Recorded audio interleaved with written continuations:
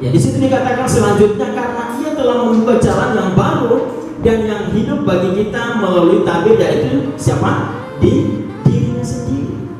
Jadi bukan lagi domba atau binatang dalam perjanjian lama, tetapi dirinya sendiri yang menjadi korban itu. Ya, saudara, kalau bukan karena kasih Tuhan dalam hidup kita, ya kemungkinan besar ya kita tidak mengalami yang namanya keselamatan itu. Ya, tetapi karena Tuhan begitu mengasihi kita, sekalipun sudah begitu banyak dosa yang kita lakukan, sudah begitu banyak pelanggaran yang kita lakukan, tetapi Allah mengasihi. Makanya kita bilang bahwa Tuhan datang ke dunia itu bukan mencari orang yang benar, tetapi orang yang berdosa. Bukan cari orang yang sembuh, orang yang kuat, tetapi orang yang sakit. Supaya apa? Mereka disembuhkan, mereka diselamatkan, mereka diampuni. Dan dari semua orang yang ada dalam rencana Tuhan yang hebat itu, kita ada di dalamnya. Amin. Haleluya. Bersyukur kita tidak pernah terpikirkan, ya zaman dulu apakah kita nanti menjadi bagian daripada rencana Allah itu atau tidak. Tetapi Tuhan begitu hebat di dalam segala rencananya, sehingga kita yang tadinya berdosa, kita yang tadinya pembangkang gitu ya, pemberontak dan sebagainya, Tuhan tangkap kita dan Tuhan jadikan umat pilihannya.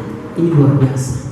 Jadi melalui korban penebusan daripada Yesus Kristus, sekali lagi kita memiliki keberanian untuk masuk di dalam tempat kudus, untuk kita bisa menyembah Tuhan, untuk kita bisa berkata ya Aba ya Bapa, untuk kita bisa berseru kepada nama yang kudus itu, dan kita bisa mendengar apa yang Tuhan sampaikan di dalam seluruh kehidupan kita. Ayat berikutnya dikatakan, karena itu marilah kita menghadap Allah dengan apa? Dengan hati yang tulus ikhlas dan keyakinan iman yang teguh. Oleh karena hati kita telah dibersihkan dari hati nurani yang jahat, dan tubuh kita telah dibasuh dengan air yang murni. Hidup kita bukan di tangan virus corona. Haleluya. Kapan aja kita bisa mati. Mau kapan saja saudara. Nggak harus tunggu virus corona lalu kemudian mati. Enggak. Ya. Tuhan mau hari ini juga, saat ini juga, kalau dia bilang waktu sudah selesai, maka kembalilah kembali. Jadi saudara nggak harus tunggu virus corona lalu kemudian kembali ke pangkuan Bapa di surga. Haleluya. Tidak perlu saudara. Jadi saudara, mari kita menghadap Allah dengan apa? Dengan hati yang tulus. Nah ini penting saudara. Hati yang tulus, hati yang murni. Jangan karena udah ketakutan lalu kemudian cari Tuhan gitu ya. Udah ketakutan, virus corona di mana-mana saudara. Akhirnya baru mencari Tuhan. Setelah keadaan situasi lagi aman-aman, ya lupa dengan Tuhan. Haleluya. Tapi saudara, jemaat di sini luar biasa, amin.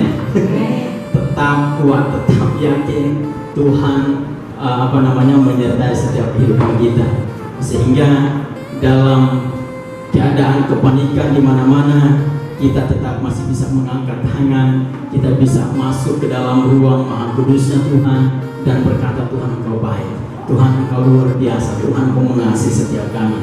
Dan ini menjadi sesuatu yang sangat luar biasa di dalam seluruh kehidupan kita sebagai anak-anak Allah. Sebab itu ayo kita menghadap Allah dengan hati yang tulus, ya, penuh dengan keyakinan iman yang apa? Yang teguh, ya. Sepanjang Alkitab itu tidak lepas dari yang namanya teguh, ya. Selalu ada kata teguh. Dan puji Tuhan kita di sini ada Bapak Teguh. Jadi kalau Bapak Ibu udah lemas-lemas, ya Pak Teguh aja. Pasti langsung semangat saudara, ya. Jadi kalau udah lemas-lemas, telepon Pak Teguh, pasti jadi kuat.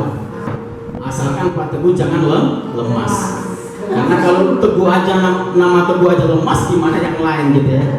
Haleluya. Saya lihat Pak Teguh tetap kuat, tetap perkasa, sekalipun badai persoalan hidup, ya haleluya.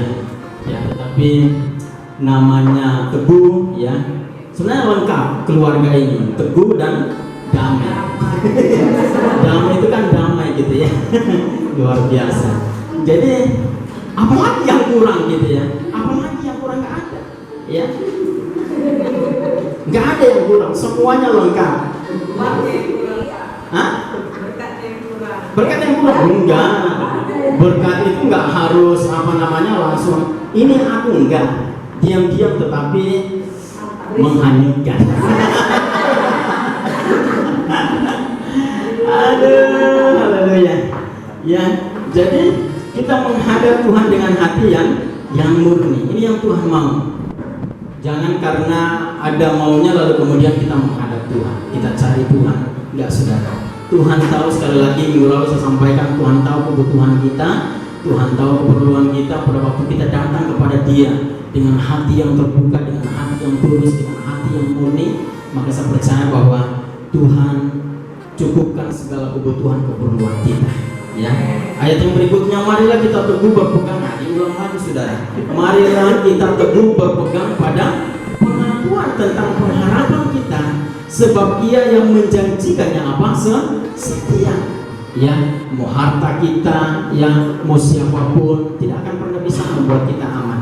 Ya, yang membuat kita aman adalah ketika kita memiliki satu pengharapan di dalam Tuhan. Nah, ini yang harus kita pegang, ini yang harus kita kita miliki di dalam hidup kita, supaya kita tidak mudah kecewa, kita tidak mudah putus asa, kita tidak mudah takut dan sebagainya. Kenapa? Karena setiap kita itu memiliki pengharapan yang kokoh, pengharapan yang teguh di dalam Dia. Pada waktu kita melakukan pengharapan kita kepada Tuhan, maka saya percaya, ya, badai apapun tidak akan pernah membuat kita takut, badai apapun tidak akan pernah membuat kita tawar hati. Kenapa? Karena kita memiliki pengharapan yang kuat, yang kokoh di dalam Dia.